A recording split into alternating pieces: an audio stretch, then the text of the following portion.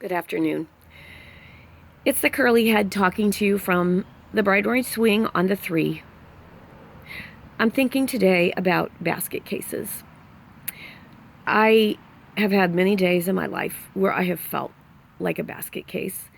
And I know that many of you have felt exactly like basket cases. Like things are just falling apart and you wish you had everything together and you can't seem to pull it together and keep it together. And there's so many plates that are spinning in the air and you're just exhausted from trying to keep them all up and to keep them from falling on the ground and breaking.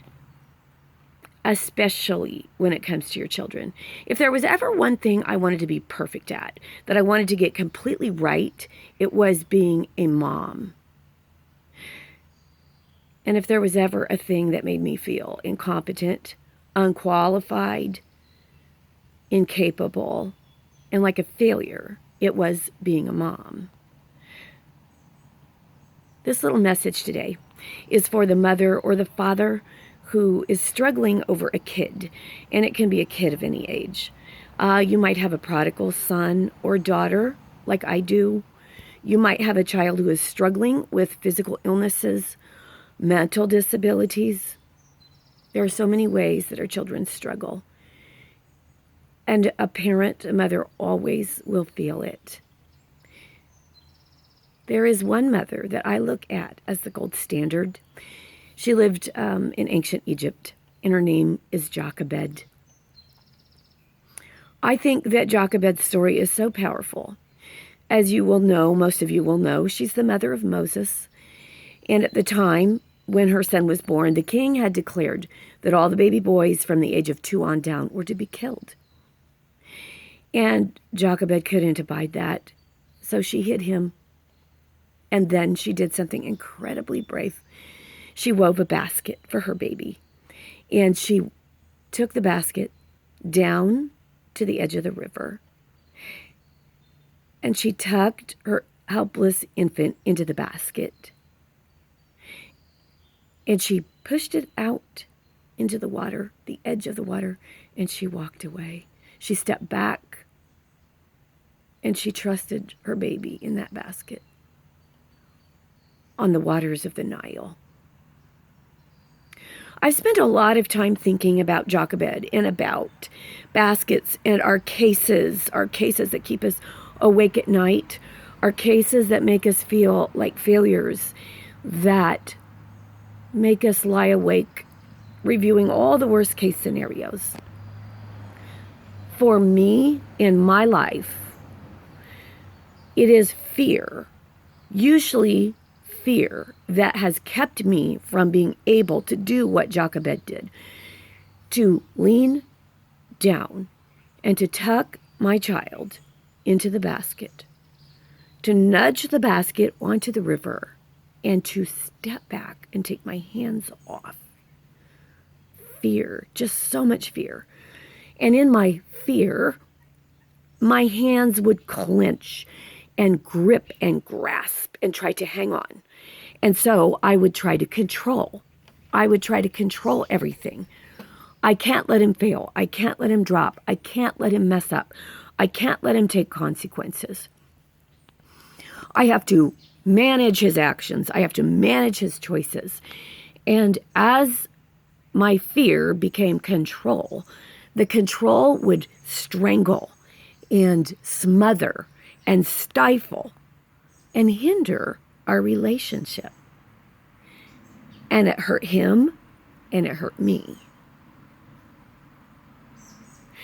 There came a time, and it took me a long time, where I could at last do what Jochebed did and step up to the river with the basket, lean over, and put my son, actually all 4 of my sons, one at a time, into the basket.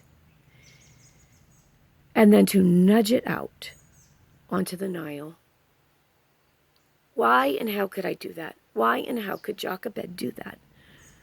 You cannot do that until you know the God of the Nile, and until you trust the God of the Nile, and then you love the God who's in control of the Nile. You can't love him if you don't trust him. And you cannot trust him if you don't know him. If I look at all the dangers that exist in a Nile River, crocodiles, there could be whitewater, rapids, submerged logs, rocks, things that could take that basket out and just smash it to smithereens. If I focus on the Nile, then that fear wants to come back in, and then the fear wants to become control. And there goes my peace. One of my friends texted me one day, and she said, please pray for me. I'm having such a hard time trusting God with my boys. And this is what came to me. The more our hands are on that basket, the less room there is for God's hands to be on that basket. And sister and brother, you want God's hands all over those baskets. That can only happen when we are allowing God to parent us first. And then we have the wisdom and the confidence and the courage and the fortitude to parent our kids. We do not have to be perfect parents. God has never asked us to be perfect parents.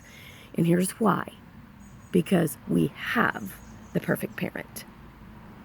The thing about Jochebed's kid is that God did take her away from him for a while because of his calling. He took Moses out of Jochebed's hands, out of her arms, out of her lap for a season. And he put him in a foreign palace, but it was preparation. And even though, and I want you to hear this, even though Jochebed's kid messed up and he murdered in anger, even that could not disqualify her son from fulfilling God's plan for his life.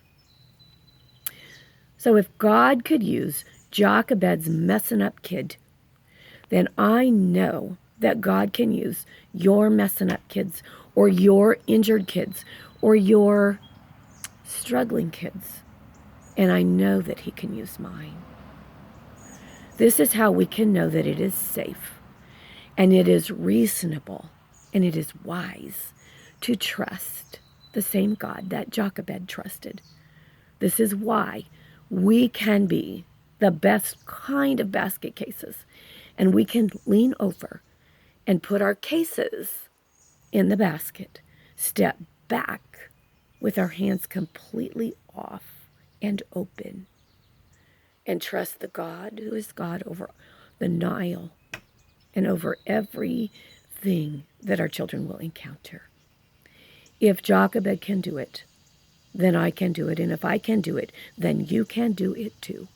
And the fruit of that will be peace and life and joy. And that will change the course of future generations. I love you. Take heart.